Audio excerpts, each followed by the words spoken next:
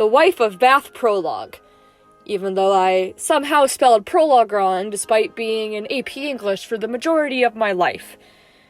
Despite this is a story about a woman who was way too proud of her non-existent virginity and her deadbeat sugar daddy husbands. So, let's get into it.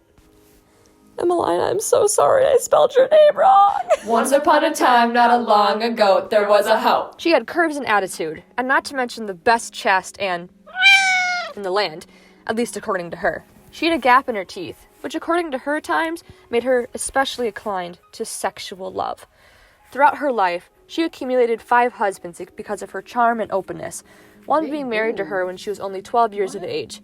Her sleeping around and careless behavior made the church despise her. One day, no one invited her to start talking about her wild marriages, but she decided to open her mouth anyway in front of the friar of a nearby church, which, at the time, despised and condemned her. So, without going into too much detail, she was practically everything the church hated. She followed the Bible but went against what is stated in it, used biblical figures as excuses for her abnormally high body count, and was not a virgin in the slightest. She reasoned that if men can have multiple wives, what is the problem with her having multiple husbands? She happily announces that she is waiting around for her 5th husband to die so she can get a 6th husband to pleasure her in all the right ways. She openly confesses to talking about virginity as a contest, and by far, she's in the lead. The wife explains how her genitals were not made for no reason, and since she has them, she just might as well put them to their use. The partner interrupts her little monologue and tells her that he was supposed to get married, but now he is questioning if he should or not. He begs her to go on with the story so that he can be well educated on the topic. She gladly agrees to continue talking about herself and tells the tale of her 5 husbands. The first 3 husbands, the wife says, were the good ones. Good, meaning they were old and rich. It was very easy for her to control them and manipulate them to get what she wanted, except for one thing: sex. Her husbands were so old that it was hard for them to, perform in bed. Bet she wishes they had Viagra back then. Anyway, they couldn't meet her sexual standards, so it's clearly not a match made in heaven. She used them for her own desires and didn't really care about making them happy, so it was surprising when she treated them well. But once she got what she wanted from them, she moved right on to the next one until she got bored. She paid no mind to their happiness, as they readily gave her their land and treasure. And they wanted nothing in return. A sugar daddy without the sugar? Yes, please. The wife used her husband's love for her to manipulate them into doing whatever she wanted, which often involved lots of hard work, making it so that she could lay back and relax. But despite everything they did for her, sex was still one of her top priorities, which just could not be met by them. After this lovely anecdote, the wife then diverges to talk about her company about how women can essentially become the man in the relationship, as women are more capable of lying and manipulation. She starts to ramble, going on an imaginary rant to her dead husbands about how any and all problems can be solved with lies. Your spouse found out about your side piece? Easy fix. Just lie about it.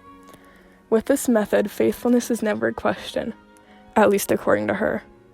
The wife describes how to finesse her way to the top of a relationship by throwing her husbands under the bus and blaming them for all the problems they encounter. The queen of manipulation and toxicity, you could say. She goes on to say that men look for certain things in women that they consider perfect, and women put on this perfect front until marriage, when the truth and flaws come out. Catfish much? Anyway, she proceeds to explain that the key to loving a man comes from when they give women space and freedom to cheat on them. Commitment issues. She contests that husbands should not be upset if she has sex with other men, since she still is having sex with them as well. As you know, sharing is very carrying. The wife then compares her beautiful cat with a shiny fur, just wanting to go out and show off her coat, aka her hot bod and revealing clothes. I mean, if you've got it, flaunt it, right? After this little rant sesh, she confesses to convincing her husbands that they had all betrayed her while they were drunk, all while knowing full and well that this was a lie. This had them wrapped around her little finger, trying to make up for the seemingly horrible actions. These lies, however, made her husbands happy, tricking them into believing that she actually loved them enough to not be upset about their so-called unfaithfulness. And to her benefit, it put them in a vulnerable spot for her to control them. Any fight always ended with her having the upper hand, holding all of the power. The wife of Bath's fourth husband was better than the first three, but not by much, as he had a mistress.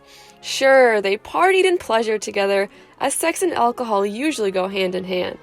But she really wasn't happy about how he enjoyed having sex with anyone but herself, so she tortured him by flirting with other guys to give him a taste of his own medicine. She never actually did anything with the men, but she wanted to make her husband jealous. And oh, she sure did, as he loved to complain about it. The wife also liked to lead him on in bed, if you know what I mean, and then she would suddenly just not be in the mood anymore. She enjoyed tormenting and angering her husband, saying that she was his purgatory on earth. Clearly romance at its finest. Unfortunately, or fortunately if you ask the wife, he died shortly after she arrived back home from a trip to Jerusalem. She didn't want to waste any more time or money on him, so he was given kind of a shitty burial, and the rest is history. Now, while the wife was telling the story of her oh-so-perfect fourth husband, she got a little off track and started to reminisce on her youth, as she was much younger when she was married to him. She gets a little sad as she remembers how much better life was when you're young, happy, sexy, and able to handle your alcohol. Things start to get a little awkward here, which she suddenly realizes as she snaps back into the story of her fourth husband. Ah, nostalgia. The wife's fifth husband, Jankin, was, once again, better than the first three, but also very different from the fourth. He was the worst behaved towards her, giving her bruises up and down her body that she says she could still feel to that day. But he was an animal in bed, so it was likely that not all those bruises came from malice. Hee hee. Jankin was young and poor, unlike her previous sugar daddy husbands, so she married him for reasons other than that, also known as love. He studied at Oxford, probably hoping to eventually get that coin to spoil his lady. Her love for him came from the fact that she could not control him, as she says that women often want what they cannot easily have. In fact, she fell in love with Jankin while he was carrying her fourth husband's casket, and a month later, they were married. Talk about a rebound. But anyways, Jankin had many flaws, the most significant being that he would read anti-feminist stories, basically depicting wives as spawns of Satan. He had a whole book full of these stories that he would read every day, sometimes even prompting him to beat the wife, inspired by the men in his book. One day, after being long fed up with his sexist bullshit, the wife ripped 3 pages out of Jankin's book.